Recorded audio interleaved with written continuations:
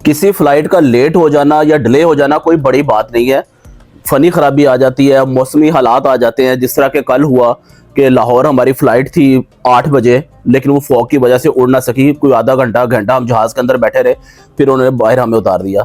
असल बात यह है कि जब इस तरह का क्राइसिस आ जाए तो फिर आपको हैंडल किस तरीके से करना है, इस क्राइसिस को मैनेज किस तरीके से करना है। अब एयर ब्लू की हमारी फ्लाइट थी, जहाज़ के अंदर हम चले गए। सबसे पहले मेरे ख्याल में मैं ही एयरपोर्ट पे पहुंचा था और मेरा साथी था।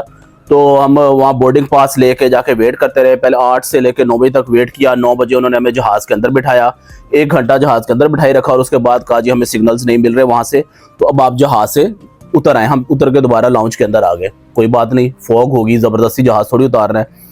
लेकिन ये एक क्राइसिस था जहाँ पे बुजुर्ग भी थे, बच्चे भी थे, नौजवान भी थे। एक नौजवान था जिसकी शादी थी, वो भी बड़ा परेशान वहाँ पे खड़ा था।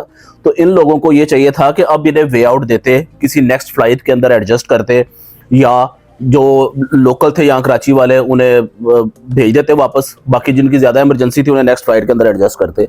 लेकिन ऐसा हुआ नहीं। काफ़ी शोर शराबा करना पड़ा। एक दो बुजुर्ग बड़े समझदार थे, उन्होंने कहा जी नहीं आपने हिलना नहीं है यहाँ से। हम भी उनके साथ खड़े रहे, शोर शराबा करते रहे, एहतजाज करते रहे। काफ़ी ज़्यादा पैसेंजर चले गए। 16 पैसेंजर हम वहाँ पे वापस बाकी बच गए थे एयरपोर्ट पे, जिनकी हमारी जिद थी कि हमें नेक्स्ट फ्लाइट के अंदर एडजस्ट किया जाए या हमें किसी ठिकाने लगाया जाए। मेरा पॉइंट ये था कि ठीक है कोई बात नहीं, फ्लाइट कैंसिल हो गई है, हो जाती है। एटलीस्ट एयर ब्लू एक इदारा है, एक एयरलाइन है, इसे चाहिए कि अब ये जो 15-16 मुसाफिर हैं इन्हें कहीं पे बिठाए, इन्हें खिलाए या इनके सोने का बंदोबस्त करे, नेक्स्ट फ्लाइट के अंदर एडजस्ट करे और इन्हें इनकी मंजिल तक पहुंचा दे। लेकिन कोई किसी के ऊपर जूं तक नहीं थी रेंग रही, क्योंकि सारा जूनियर स्टाफ था उनका उधर। शोर शराबा करते रहे। इस्लामाबाद की एक फ्लाइट थी जो कि रात 2 बजे चल रही थी, वो सारे उधर आवाम इकट्ठी हो गई, शोर शराबा करने लगे। 16 लोग थे। इन्होंने काफ़ी हमें चक्कर चुक्कर देने की कोशिश की, लेकिन खैर चक्कर में नहीं आ सके। फिर इन्होंने टिकट्स इशू की।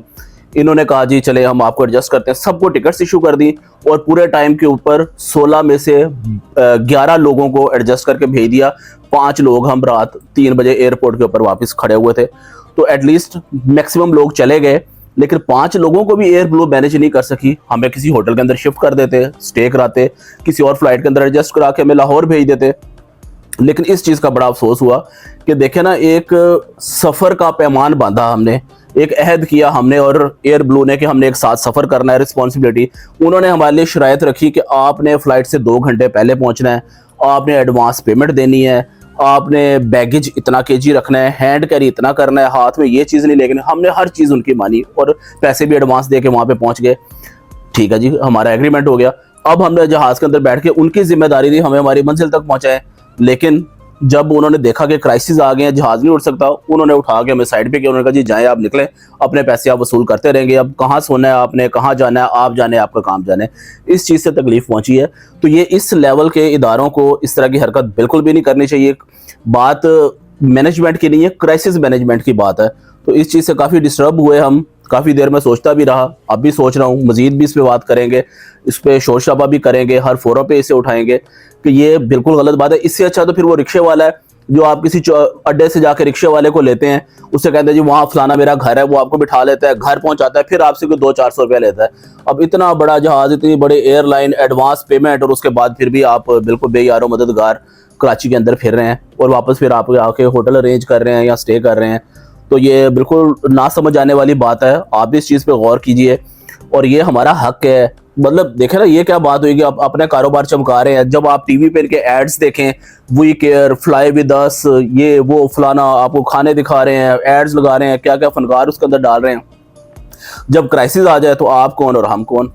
तो ये बड़ा अजीब सा मामला है, गौर तलब है। आप भी गौर कीजिए और देखें फिर इसका क्या सोल्यूशन है, कैसे ये चीज़ें ठीक हो सकती हैं। देखें ना, सिविल एविएशन अथॉरिटी को इस चीज़ पे एक्शन लेना चाहिए कि आप एयरपोर्ट के ऊपर शोर शराबा कर रहे हैं, फिर कभी वो सिक्योरिटी वाले को बुला रहे हैं, कभी हम उनके सामने हो रहे हैं, कभी खवातीन चीख चिल्ला रही हैं। ये सिचुएशन ही क्यों पैदा है। एक लॉ रूल होना चाहिए। ठीक है, फ्लाइट डिले हो गई, कैंसिल हो गई, no issue at all, no issue at all, हम सब एडजस्ट कर जाएंगे। नहीं पहुंच सके, हमारे काम डिस्टर्ब हो गए, सारे हुए, तो कुदरती अमल है। उस लम्हे को कैसे संभालना है, उस मौके के ऊपर इन अवाम को किसी जगह पे, ये सारा बिजनेस भी कर रहे हैं ना, प्रॉफिट भी कमा रहे हैं। टिकट 50-50 हज़ार की, किसी ने 60 हज़ार की ली हुई है। जिस तरह वक्त गुजरता जाता है टिकट भी महंगी होती जाती है। इतनी महंगी महंगी टिकटें लेके कोई बुजुर्ग हैं लाइन में खड़े हुए हैं, इधर से वो बोर्डिंग वाला आता है, सारे बकरियों की तरह भाग के उसके पीछे जाता है जी क्या बना हमारा, उधर जाते हैं तो भागे सारे उसके पीछे जाते हैं, क्या बना हमारा। इस तरह की सिचुएशन नहीं होनी चाहिए, रूल्स होने चाहिए, लॉज होना चाहिए, एक तरीकाकार होना चाहिए कि इस तरह की सिचुएशन को कैसे हैंडल करना है। तो मेरा ख्याल है कि मैंने अपना पॉइंट आपको सही तरीके से क्लियर कर दिया, बाकी अल्लाह बेहतर जानता है।